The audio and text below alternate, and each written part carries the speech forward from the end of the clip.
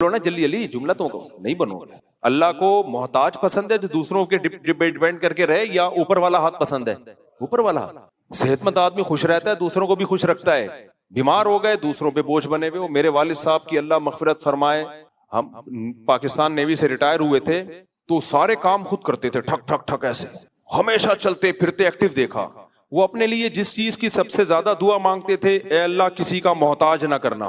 جو آدمی خوددار ہوتا ہے نا، خوددار، وہ کبھی بھی یہ نہیں چاہتا کہ میں دوسروں پہ ڈیپینڈ کرنا شروع کر دوں، وہ کبھی بھی نہیں چاہتا. میرے والد صاحب کے بارے میں اگر میں یہ کہوں کہ ساری زندگی کبھی کسی سے قرضہ نہیں لیا تو شاید میں غلط نہیں ہوں گا. وہ کمیٹی بھی نہیں ڈالتے تھے، صحیح ہے نا، کمیٹیاں نہیں ڈال، جیسے ہوتا ہے نا لوگوں کی عادت ہے کمیٹیاں ڈال، نکلیں گے تو یہ کریں گے. نا کمیٹی بھی نہیں ڈالنی، جتنا ہے جیب میں اسی پہ بس، جو ہوگا اسی پہ ہوگا. وہ کمیٹیوں کے قائل ہی نہیں تھے کہ یہ جو پہلے لوگ کمیٹیاں آج بھی ڈلتی ہیں کہ بھائی جتنا ہے اس پہ گزارا کرو، کمیٹی میں بھی آپ دوسرے کے محتاج رہتے ہو. تو ان کی ایک مزاج تھا کہ محتاج نہیں رہنا کسی کا. آخری عمر میں مجھے یاد ہے فالج سے بچنے کی بہت دعا مانگتے تھے، کیونکہ 63 سال کی عمر تھی، اس میں جو ہے نا فالج کا بڑا خطرہ ہوتا ہے نا، تو وہ اس کی بہت پناہ مانگتے تھے، اللہ مجھے فالج سے بچانا. کیوں بچانا؟ مقصد کیا تھا؟ بھائی محتاج ہو جائیں گے ایک ایک چیز میں، کھانے پینے میں. تو چلتے پھرتے تھے بالکل فٹ فاٹ. میں مدرسے میں تھا، اطلاع آئی کہ والد صاحب کو فالج کا اٹیک ہوا ہے. تو میں نے کہا یار اب والد صاحب تو اتنی دعا مانگتے تھے اللہ مجھے فالج سے بچانا، تھوڑی دیر میں اطلاع آئی کہ انتقال ہوا. تو مجھے لگا کہ اتنا تو کر لیا نا اللہ نے کہ بستر پہ نہیں لٹایا، نماز کے انتظار میں بیٹھے ہوئے تھے عشاء کی جماعت میں، وہیں فالج کا اٹیک ہوا ہے، اقامت ہو رہی ہے، اپنے پاؤں پہ چل کے آئے ہیں مسجد، ایسے تگڑ تگڑ جیسے میری نہیں ویڈیوز آ رہی ہوتی، ٹھین ٹھین جا رہا ہوں. ایسے والد صاحب کی بڑی کڑک چال تھی، میری تو ایسی نہیں ہے لیکن بہت کڑک چال تھی والد صاحب کی. آواز بھی بڑی خاندانی رکھی ہوئی تھی انہوں نے، کوئی کہہ نہیں سکتا تھا کہیں سے بھی ان میں بڑھاپے کے اثرات ہیں. تو بیٹھے مسجد میں اور فالج ہوا اور اقامت ہو رہی ہے، تو ان کو اندازہ ہو گیا بھائی میرا دھڑ کام کرنا چھوڑ دیا ہے. تو اشارہ کیا کہ لوگوں کو نا کہ آپ لوگ جاؤ. تو اٹھا کے ایمبولینس میں لے گئے، بالآخر ڈیتھ ہو گئی چند یعنی تھوڑی دیر میں. تو مجھے ایک اندازہ ہوا بھائی دیکھو اللہ نے محتاجی سے بچا لیا، خاتمہ بھی اچھا کر لیا اللہ تعالیٰ نے. تو طاقتور اگر آپ ہوگے تو دوسروں کے محتاج بولو نہیں ہو. اس نیت سے آپ جم جاؤ، اس نیت سے آپ جاگنگ کرو، ایکسرسائز کرو کہ بھائی صحت اچھی ہوگی، محتاج کس کا رہوں گا؟ اللہ کا. دوسروں کی مدد کروں گا، بلکہ دوسرے بیماروں کی مدد کروں گا. دیکھو جہاز میں اناؤنسمنٹ ہوتی ہے دوسرے کے آکسیجن ماسک لگانے سے پہلے کس کے لگائیں؟ اپنے لگائیں. جہاز میں نا اکثر جب بھی آپ بیٹھتے ہیں جہاز میں اناؤنسمنٹ ہوتی ہے، اگر یوں ہو گیا تو اس دروازے سے نکل کے بھاگنا ہے، یہ اگر خدا نخواستہ حادثہ ہو گیا تو یہ کرنا ہے. پہلی دفعہ آدمی جہاز میں بیٹھتا ہے سب کچھ غور سے سن رہا ہوتا ہے، اگر یہ ہو گیا تو یوں کرنا ہے، یہ ہو گیا تو عادی ہو جاتا ہے نا، تو پھر بھول جاتا ہے وہ. پھر جب حادثہ ہوتا ہے اس کو پتہ ہی نہیں ہوتا نکلنا کہاں سے. تو اس میں یہ ہدایات لازمی دی جاتی ہیں. جب بھی آپ جہاز میں بیٹھو گے اناؤنسمنٹ ہوتی ہے کہ اگر آکسیجن کی کمی ہو گئی، فضا میں آکسیجن نہیں ہوتی، مصنوعی آکسیجن دی جاتی ہے، تو آکسیجن ماسک اوپر سے گرے گا.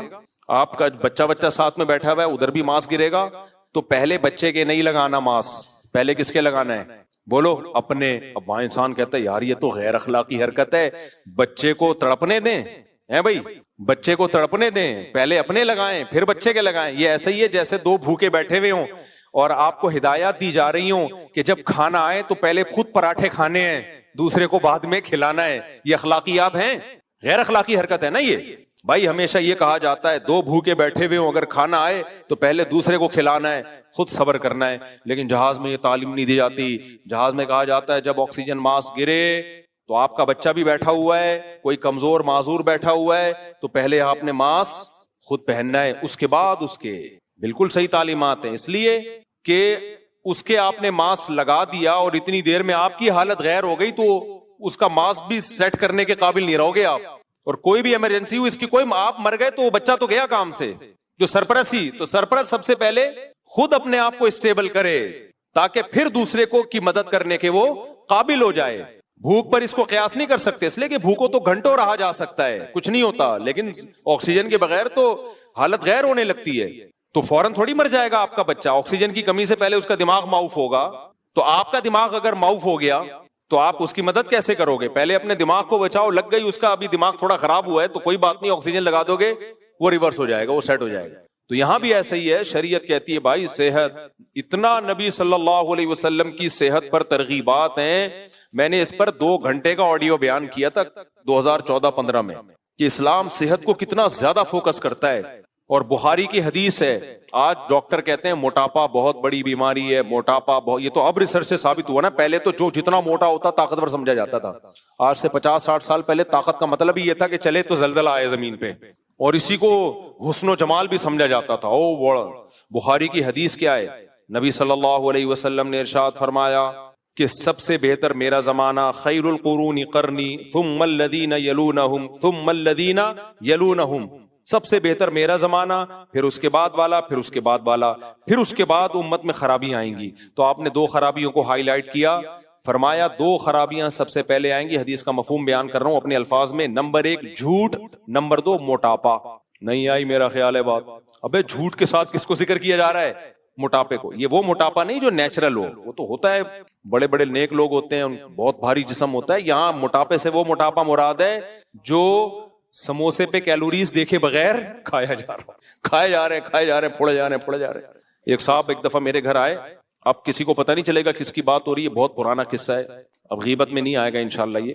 تو میں نے ان کے سامنے سموسے رکھ دیے. بھائی وہ ایک سموسا, دوسرا سموسا, تیسرا سموسا, چوتھا سموسا, ان کی پلیٹ کے قریب کے جو سموسے ختم ہوئے تو اٹھ کے دور چلے گئے میز پہ وہ جو سموسا.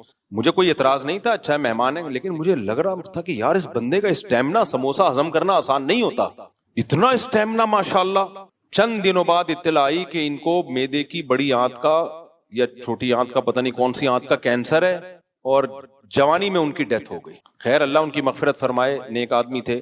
تو مجھے جب کسی نے بتایا, میں نے کہا وہ جو سموسے جس اسپیڈ سے کھا رہے تھے نا, مجھے لگ رہا تھا کوئی خطرہ ہونے والا ہے, کچھ ہونے والا, اللہ بچائے.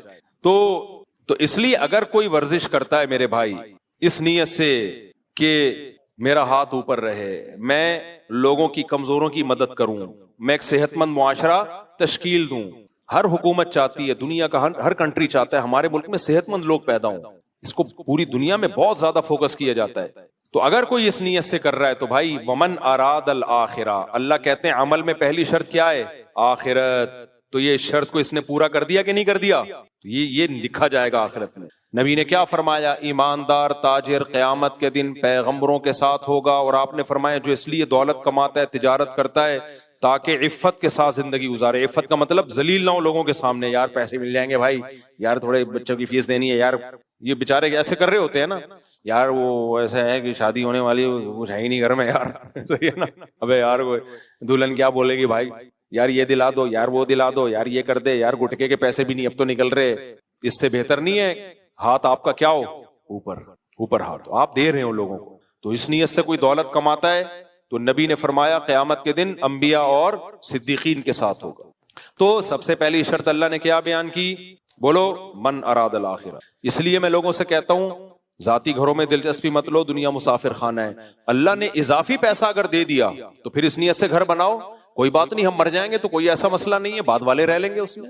ابھی جو گھر بنا رہے نا ہوس ہے, سامان 100 برس کی پل کی خبر نہیں, اتنا سریا ڈال رہے ہو اس نیت سے کہ میں رہوں گا. بھائی کہاں رہو گے تم, تمہاری عمر کتنی ہو گئی ہے یار, چھوڑو کرائے پہ ہی ٹھیک ہو. ہاں کوئی اس نیت سے بنا رہا ہے, اللہ نے ایک تو پیسہ اس کو بہت دیا اور بنا اس لیے سے رہا ہے میں رہ لوں گا, نہیں تو بچے رہ لیں گے, نہیں تو کرایہ دار ہی رہ لیں گے, صحیح ہے نا, کوئی تو رہے گا نا, فائدہ ہوگا, چلو چلتا ہے تو پھر ٹھیک ہے. انسانیت کی خدمت. نبی نے کیا فرمایا؟ جس نے درخت لگایا اور نیت کیا ہے؟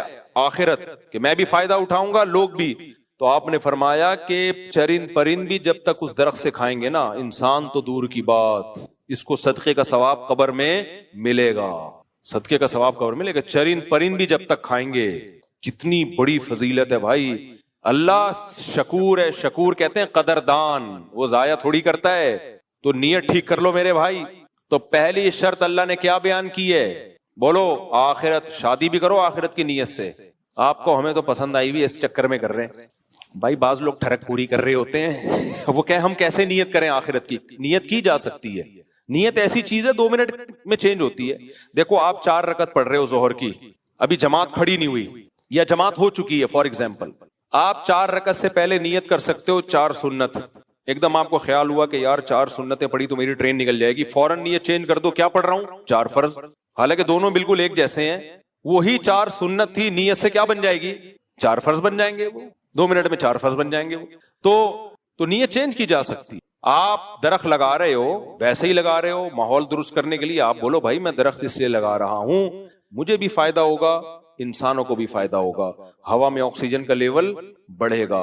اور میں شادی کر رہا ہوں, خوبصورت لڑکی سے شادی کر رہا ہوں, ایک ٹھڑک پوری کر رہا ہوں, کوئی بات نہیں, آپ اسی ٹھڑک میں نیت کیا کر لو آخرت کی, بھائی میں اس لیے کر رہا ہوں کہ یہاں میں نے شادی کی, میں زنا سے بچا رہوں گا ہمیشہ, اور اگر ابا نے میری وہاں کرا دی وہ مجھے سیٹسفائی نہیں ہوں گا تو میری توجہ کہاں جائے گی.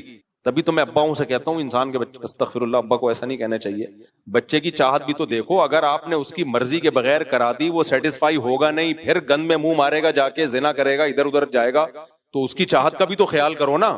تو نبی صلی اللہ علیہ وسلم نے فرمایا کہ جب آدمی اپنی زوجہ سے خواہش پوری کرتا ہے اس پہ بھی اجر ملتا ہے. صحابہ نے کہا یا رسول اللہ اس پہ کیا اجر, وہ تو خواہش پوری کر رہا ہے. آپ نے فرمایا وہ زنا کے ذریعے بھی تو کر سکتا تھا, یہ وہ برائی بھی تو کر سکتا تھا. پھر آپ نے فرمایا تعجب سے کہ تم کیا بات ہے برائی کو برائی خیال کر رہے ہو, اس پہ بولو گناہ ملے گا اور حلال پہ ثواب نہیں ملے گا, یہ اللہ سے یہ امکان ہے بھائی.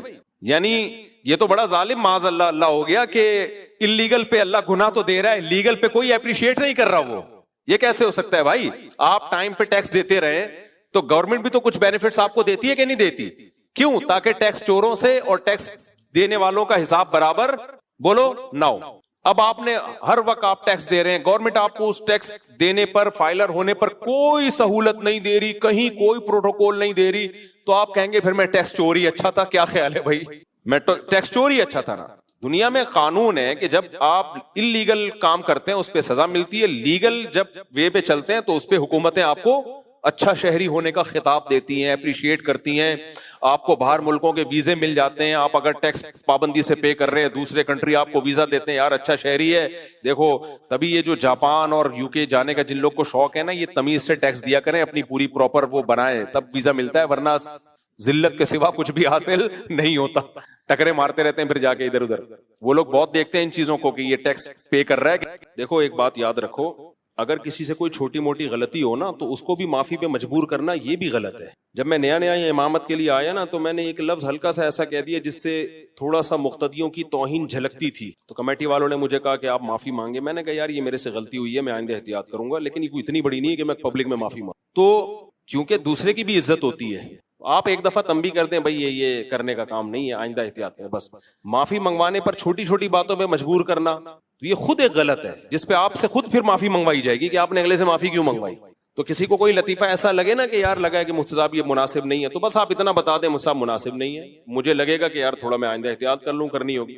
اس پہ یہ کہنا کہ آپ معافی مانگیں یہ خود ایک بدتمیزی ہے پرلے درجے کی. کوئی اتنا بڑا کوئی فوش لطیفہ تو نہیں سنا دیا نا ہم نے, کوئی خدا نہ خواستہ کوئی, اب میں کیا مثال بھی دوں گا تو وہ بھی تو فوشی ہو جائے گا نا. بس چلاؤ دل بڑا رکھو بھائی, ٹھیک ہے یار مفتی صاحب سے ہم بیان سنتے ہیں, دین کی باتیں سنتے ہیں, قیلولے والا لطیفہ مناسب نہیں تھا, تو آپ تنبیہ کر دیں احتیاط کرو یار, تو مجھے بھی احساس ہو جائے گا یار تھوڑا ہاتھ ہلکا رکھنا چاہیے. لیکن یہ کہنا کہ آپ معافی مانگیں یہ خود بدتمیزی ہے, یہ خود ایک نامناسب بات ہے کہ چھوڑو یار بس معافیا منگواتے رہو. گھروں میں ہوتا ہے نا وہ خواتین جو کہتی ہیں نا شوہر سے آپ نے اونچی آواز سے بات کی آپ سوری کرو, وہ خواتین کبھی گھر نہیں چلا سکتی. گھر کا سربراہ اونچ نیچ ہو گئی, بس آپ نے اس کو سمجھا دیا کہ آئندہ ایسا نہ کریں, اتنا کافی ہے. اس سے سوری کروانا, یا بیوی نے کوئی ایسی حرکت کی آپ نے اس کو ڈانٹ دیا سمجھا دیا, بس کافی ہے. اس سے کہنا کہ سوری کرو, مجھے اس سے بہت غصہ آتا ہے کہ یہ تو بڑھا رہے ہو آپ بات کو, چھوڑو یار سوری ووری کیا ہے کوئی, یہ تو روز کے گھروں میں تو روز ہوتا ہے نا. یہ ہمارے حضرت نے تو یہاں تک فرمایا, ایک صوفی صاحب تھے ہمارے مدرسے میں پڑھتے تھے, ماں باپ کے جب حقوق سنے تو بہت زیادہ نیک بن گئے. وہ ظاہر ہے ماں باپ کے حقوق بھی ایسے ہیں. اب وہ کیا ہوا, ذرا سی اونچی آواز سے گھر میں اماں سے بات ہو جاتی, کبھی غصہ بھی ہو جاتا ہے انسان, اماں ناحق ڈانٹ رہی ہوتی ہیں, آدمی بھی تھوڑا سا ہلکا سے تیز آواز میں بات کر لیتا ہے, تو ان کو پھر اتنا ڈر لگتا ہے وہ معافی مانگتے اماں سے. ایک دن وہ آئے کہتے ہیں مجھ سے کبھی تیز آواز میں بات ہو جاتی ہے میں معافی مانگتا ہوں. فرمایا معافی مانگنے کی ضرورت نہیں ہے, کیونکہ ماں باپ سے صبح و شام آپ کا واسطہ ہے. تو بس اپنے عمل کی اصلاح کر لو, آئندہ اپنے عمل سے شو کر دو کہ بھائی آئندہ نہیں ہوگا, تو بس کافی ہے اتنا. کیونکہ بار بار پھر اس سے کیا ہوتا ہے, آدمی ڈپریشن میں جانے لگتا ہے کہ یار اب ایسا نہ ہو ناراض ہو کے بیٹھ گئے ہو, اب میں کیا کروں گا. معافی. آپ نے فسادی گھر دیکھیں, جو گھروں میں فسادی گھر ہوتے ہیں نا, خاندانوں میں فسادی, ان میں کیا ہوتا ہے, ایک مسئلہ کہیں ہو جائے پورا مہینہ اس پہ ڈسکشن چلتی ہے, بیٹھ کے اسی کو روتے رہتے ہیں, اس نے یہ کہا تھا, پھر اس نے یہ کہا تھا, پھر اس نے یہ کہا تھا. پھر او بھائی مٹی ڈالنا سیکھو. جن گھروں میں سکون ہوتا ہے گڑبڑیں ان گھروں میں بھی ہوتی ہیں, لیکن وہ گڑبڑ ہوئی اسی وقت پارسل کر دی, آگے ٹھیک ہو گئے. کوئی منہ بنا کے بیٹھتا نہیں ہے کہ اب جی بیگم منہ بنا کے بیٹھی ہے میاں ان کو منائے گا. بعض بیگمیں ایسی کہتی ہیں ہمیں ناراض کیا مناؤ.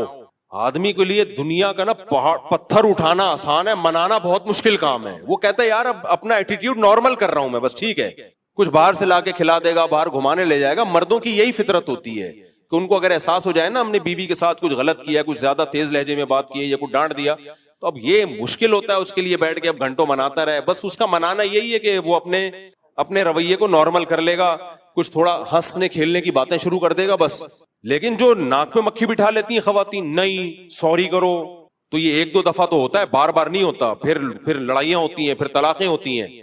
تو یہی آدمی کو بھی چاہیے بیگم بھائی اگر ایک غلطی ہوئی ہے اور اس نے اصلاح کر لی ہے یا وہ دوبارہ, تو چھوڑ دو بس اس کو. اب اس کو نہیں, اس کو غلطی آپ پہلے مانو کہ مجھ سے غلطی ہوئی ہے, مانو پھر سوری کرو. یہ فسادی لوگ ہیں, یہ گھر کبھی بھی بولو نہیں چلا سکتا. اب دیکھو انڈیا نے پاکستان پہ حملہ کیا, ہم نے بھی حملہ کیا, ختم. اب آرمی چیف کہے مودی تو سوری کرے گا, سوری کر, اس کا مطلب بھائی تم دوبارہ جنگ کرنا چاہتے ہو, بس ہو گیا نا. اس نے میزائل مارے, آپ نے بھی طبیعت سے ان کے ہوائی اڈے اڑا دیے. وہ ڈونلڈ ٹرمپ کے پاس گیا, ڈونلڈ ٹرمپ سے بولا بھائی جنگ بند کرواؤ. ڈونلڈ ٹرمپ سعودی گورنمنٹ کے پاس گیا, سعودی سفیر نے ہمارے سفیر کو فون کیا, ہمارے سفیر نے بولا اچھا ختم, ہم کیونکہ جنگ نہیں چاہتے اس لیے ہم نے کیا کیا, بس ٹھیک ہے یار چلو جو ہونا تھا ہو گیا. اب ہم بھی ناک پہ مکھی بٹھا کے بیٹھ جائیں. وہ ایک بچے نے اپنے امی سے پوچھا, امی دو ملکوں میں جنگ کیسے ہوتی ہے؟ ابو سے پوچھا, ابو سے, ابو دو ملکوں میں جنگ کیسے ہوتی ہے؟ ابو نے کہا دیکھو فرض کرو امریکہ پاکستان کو دھمکی دے, تو بیگم نے کہا امریکہ کیوں دھمکی دے گا پاکستان کو, اس کا پاکستان سے کیا لینا دینا. شوہر کہتا ہے میں فرض کروا رہا ہوں, میں کون سا دھمکی دلوا رہا ہوں. تو وہ کہتی ہے کہ فرض بھی تو کوئی اچھی مثال کی جا سکتی نہیں, انڈیا کی مثال فرض کر لیتے, انڈیا کی مثال فرض کر لیتے. وہ کہتا ہے چلو ٹھیک ہے, نہیں غلط مثال دی ہے, سوری کرو. وہ کہہ رہے میں سوری کیوں کروں بھائی. پھر وہ کہہ رہے چلو انڈیا نے پاکستان کو دھمکی دی, کہہ رہی انڈیا کیوں دھمکی دے گا, ابھی تو جنگ ختم ہوئی ہے, دوبارہ دھمکی دے گا کیا. پھر شوہر نے بیوی کو سنایا, پھر بیوی نے شوہر کو, بچہ کہتا ہے بس بتانے کی ضرورت نہیں, مجھے پتا چل گیا کہ جنگ کیسے ہوتی ہے, ایسے ہوتی ہے. تو یہ جو ہوتے ہیں نا لوگ ناک پہ مکھی بٹھا کے کہ اس نے غلطی ہوئی ہے تو یوں کرے, اس نے غلطی ہوئی ہے تو وہ سوری کرے, اس نے, یہ چھوٹی چھوٹی باتیں یہ فضول کام ہوتے ہیں. مجھے یاد ہے میں مدرسے میں جب پڑھتا تھا تو ہمارے شیخ حضرت مفتی رشید احمد صاحب رحمہ اللہ تعالی نے, کسی استاذ نے کوئی غلطی کی تھی جو غلطی سے کسی نے میری طرف منسوب کر دی. غلطی کسی ٹیچر کی تھی, میری نہیں تھی, لیکن مشہور یہ ہو گیا کہ میں نے کی ہے. جیسے کامران مسیح پائلٹ مشہور ہو گیا, حالانکہ وہ بیچارہ پائلٹ ہی نہیں ہے, وہ تو نیویگیٹر ہے. تو ٹھیک ہے, ایئر فورس میں ہونا ہی ہمارے لیے ایک فخر کی بات ہے کہ کامران مسیح ہماری ایئر فورس میں ہے, یہ بھی کافی ہے فخر کے لیے. کوئی مقصد کسی کو کی حوصلہ شکنی نہیں ہے. لیکن جو میڈیا پہ اتنا پھیل گیا نا, کامران مسیح نے جہاز لے کے اڑا, پھر کامران مسیح نے کہا میرا ارادہ تو تھا دہلی کو مکمل صفحہ ہستی سے مٹا دوں گا, لیکن مجھے پیچھے سے کال آ گئی کہ واپس آ جاؤ. تو یہ سب میڈیا کی بنائی ہوئی ایک وہ ہے, کامران مسیح نے جہاز اڑایا ہی نہیں ہے. تو ایسے ہی کیا کہہ رہا تھا میں, ہاں وہ غلطی میں نے کی نہیں تھی. کی کس نے تھی؟ ایک ٹیچر نے کی تھی. تو ہمارے شیخ مفتی رشید احمد صاحب سمجھے کہ میں نے غلطی کی ہے, تو حضرت نے مجھے ڈانٹا بھی اور کھڑا کر دیا, اور ایک ٹانگ پہ کھڑا کر دیا سزا کے طور پہ نا, تھوڑی دیر کے لیے بس وہ سزا ملی. میں نے یہ نہیں کہا کہ نہیں میری غلطی نہیں ہے, کوئی ٹیچر بھی میرے لیے قابل احترام تھے, اب میں ان پہ ڈال دوں کہ ان نے کی ہے, انہوں نے. مجھے اس صبح ان سے حدیث پڑھنی ہے, فقہ پڑھنا ہے, مجھے شرم آ رہی ہے یار. وہ بولے گا بابا تم چپ کر کے سزا کھا لیتا یار. میرے بچوں میں نا ایک دفعہ کیا ہوا, کسی نے کوئی غلطی کی یا وہ کوئی گلاس توڑ دیا, میں پوچھ رہا ہوں کس نے توڑا ہے, تو جو بڑا والا ہے نا وہ چھوٹا تھا اس وقت, تو وہ سراہتا نام نہیں لے رہا, اس نے مجھے اشارہ کر رہا ہے تاکہ اس کو پتہ بھی نہ چلے اور مجرم بھی پکڑا جائے. مجھے اتنی ہنسی آئی, کہہ رہا اس نے کیا ہے. بچے ایسی حرکت کر رہے ہوتے ہیں. تو یا تو میں بھی یہی حرکت کرتا, حضرت مجھے ڈانٹتے ہمارے شیخ, اور میں کہتا مجھے بیٹھے ہوئے ہیں نا ان کی غلطی ہے, کوئی بہت بڑی غلطی تھی نہیں. میں نے کہا تھوڑی دیر سزا کھا لو یار, اب کیا ٹیچر کو آدمی بولے انہوں نے کی ہے, صبح آنکھیں کیسے ملائیں گے ان سے. حضرت نے پھر اگلے دن مجھے ڈانٹا, پھر تیسرے دن 3 دفعہ حضرت نے ڈانٹا مجھے, ختم ہو گئی بات. بعد میں خود سے پتا چل گیا کہ غلطی تو کسی اور کی تھی, ان کی تھی. اب جب پتا چل گیا بھائی میری غلطی نہیں تھی, تو اب یہ نہیں کہ حضرت نے مجھ سے سوری کی ہو, کچھ بھی نہیں کیا حضرت نے, بس ٹھیک ہے یار چلو ہوتا ہے. یہ بھی ہمیں سکھانے کے لیے کہ اب یہ تھوڑی ہے کہ بڑے تم سے سوری کریں گے, سوری میں نے تمہیں ڈانٹا. یہ اتنے اچھے اخلاق انگریزوں پہ ہی جچتے ہیں, یہ تکلف والے اخلاق ہیں. کچھ نہیں ہوتا یار, بڑے نے ڈانٹ دیا تو کوئی بات نہیں, غریبی کی ہو گئی نا. یہ ڈانٹ آپ رکھ لیں, جب سچی مچی کی ڈانٹ, بعض دفعہ ہم سے غلطیاں ہوتی ہیں بڑوں کو پتہ نہیں چلتا, تو اس وقت ڈانٹ بنتی ہے, تو یہ والی ادھر فٹ کر لینا. کیا خیال ہے کہ یار اس دن میری غلطی نہیں تھی, ڈانٹ پڑ گئی تھی, اب غلطی ہے ڈانٹ نہیں پڑی, تو یہ برابر ہو گیا نا؟ کیا خیال ہے؟ تو حضرت کو جب پتا چلا بھائی میری غلطی نہیں، غلطی تو ان کی تھی، تو حضرت نے مجھے کچھ بھی نہیں کیا، سوری یا کوئی معذرت کچھ بھی نہیں، اور میں خوش تھا اس پہ. میں سمجھتا تھا یہ کیوں ایسا کر رہے ہیں، یہ ہمیں تربیت دے رہے ہیں. بڑا اگر چھوٹے کو ڈانٹ بھی دے، اگر غلط بھی ڈانٹا ہے کوئی بات نہیں، ان کے احسانات اتنے ہیں، ان سے اتنا ہم دین سیکھ رہے ہیں. اور میں تو زمین میں گڑ جاتا اگر حضرت مجھ سے معذرت کرتے، سوری کرتے. اور ہم تو بچے تھے، اس سے ہمارے بگڑنے کا چانس زیادہ تھا. تو حضرت کی جو نظر تھی وہ تربیت پہ زیادہ تھی کہ کوئی بات نہیں، غریبی میں ڈانٹ دیا ہے تو چلتا ہے غریبی میں. تو یہ چیزیں تربیت سے ان چیزوں کا تعلق ہے. ابا سے غلطی ہو گئی، ابا نے بلا وجہ ڈانٹ دیا تو ڈانٹ دیا، غریبی ہے، چلتا ہے. ایک آدھ دفعہ ابا نے تھپڑ لگا دیا تو چلتا ہے تھپڑ. اب یہ نہیں کہ ابا بیٹے سے سوری کریں گے، بیٹا میں نے تمہیں غلط ڈانٹا تھا، اس دن اتنی ڈانٹ، اتنے کلو کی ڈانٹ بنتی تھی، 2 کلو میں نے اضافی ڈانٹ دیا. تو یہ سب چلتا ہے مارکیٹ میں. تو جو سوسائٹی میں صحیح طرح سے ہنسی خوشی زندگی گزارنا چاہتے ہیں نا، تو وہ اسی طرح سے چل جاتے ہیں. گھر بھی چل جاتا ہے، بچے بھی باغی نہیں بنتے. اور جو ایک ایک چیز کو لے کے ایکوریسی کے ساتھ بالکل، اب چونکہ سوری اتنے کلو سوری ہونی چاہیے. اچھا پھر بعض خواتین کے نخرے ہوتے ہیں، سوری بھی نہیں چلے گا، تگڑی سوری ہونی چاہیے، پوری پاورفل قسم کی. یہ دل سے سوری نہیں ہے، یہ اوپر سے سوری ہے. پھر آدمی بھی بیوی کو تانے دے رہا ہوتا ہے. تو ایسے جو نازک مزاج لوگ ہیں ان کو شادی کرنی ہی نہیں. ان کو بچے بھی نہیں پیدا کرنے چاہیے. ان کو کسی جنگل میں جا کے اکیلے، وہ دفتروں میں بھی نہیں چل سکتے، دفتر میں بھی نہیں، وہ نہ کاروبار کر سکتے ہیں، نہ دفتر میں کچھ بھی نہیں. وہ دنیا کے ناکام ترین لوگ ہیں. وہ بس اپنی ناک پہ مکھی بٹھا کے رکھتے ہیں، اور ایک ان کی اپنی، اس کو نرگسیت کہتے ہیں، صحیح ہے نا، اپنے شیشہ دیکھ کے اپنی ہی تعریفیں کہ میں بہت خوبصورت ہوں. ابھی شاعر نے کہا ہے نا، ہم کو دیکھ کے شرماؤ تو شرمانے کی داد بھی دیں، آئینے میں دیکھ کے خود کو